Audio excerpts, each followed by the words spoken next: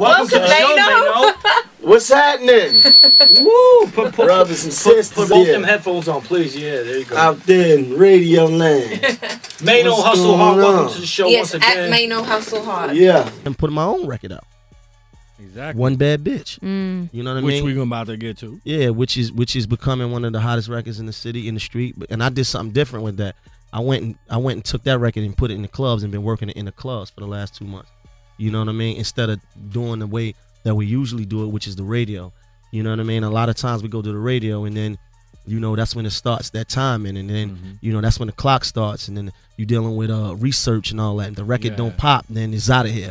But the streets, though, it's no timing on it. It's no, we could be working this from now to November. Like, yo, Maino is like from all these years that I've known you, coming from straight out prison, from doing 10 joints to being in the industry. Like, and to have to deal with the industry politics that will affect your whole life. Because that's this product that you put out. And then you're sitting there like, look, I got hot music. What's all this crazy shit you telling me about? Basically, everything is you just said. You had to learn all that shit on the fly. But this is what I'm trying to tell dudes. Like, when the environment changed, the strategy has to change. You know, like, you know, I'm from New York, so if my home radio stations, you know, they got this list and this and that and all this, and you got to be approved. And I'm like, hold up. We ain't got to go through all that if I got a record that fits the clubs. Because I'm watching what they doing in the South. A lot of times they take their records straight to the clubs, straight to the strip clubs. We could do the same thing here. Of course. So I tend to be, I'm on a couple of stations in the South. And in them meetings, the first question is, what's popping in the club? There that go. So, and let's keep it all the way 100. Like, we kind of adapted Southern culture. We adapted Southern culture. So now, let me show you what I mean by that. The culture of Southern culture, we kind of adapted the same thing, because look at how many strip clubs we have in this area. As opposed to a few years ago. Opposed to whenever. We have probably more strip clubs than anywhere in the nation. I'm telling you. It's real out here. How many strip clubs is in the tri-state area? It's a beautiful thing. And it's a beautiful thing. So with that being said, Green, that allows niggas like me to switch the hustle. If the record could fit that kind of sound and it could fit that kind of movement, then we could take it straight there. But the only thing the investment is in time. A lot of niggas don't want to invest in the time. Man, I don't want to work my record for 4 months. I want it on the radio. My nigga, listen, you'll have your record will have better legs if you work it for 4 months and then put a radio program in after that.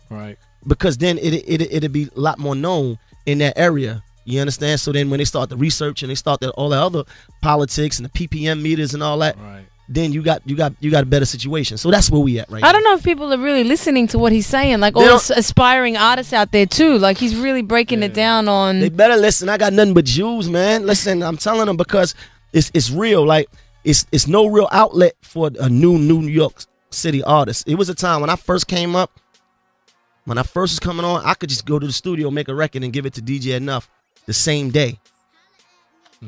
The same day. I could just take it right out the studio. Or me or whoever. That kind of changed. Now it's the lists and this and that. And I understand what it is. This just what it is.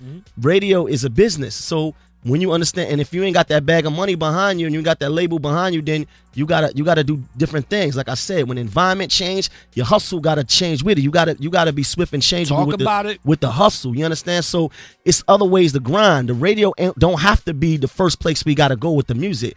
Let me go to where I come from.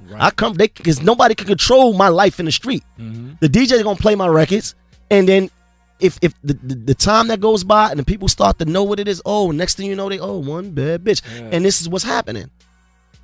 And we gonna be all right. And so, but I gotta ask a quick question, because we've been talking about relationships through the whole show and dating. And so listen, Miley Cyrus just broke up with her man, her fiance of 4 years, and he broke up with her because she had a man all the time? She had a man. I didn't know that. She had a fiance. Backing it up on a married man. On a married man.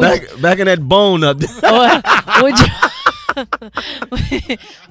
that backbone.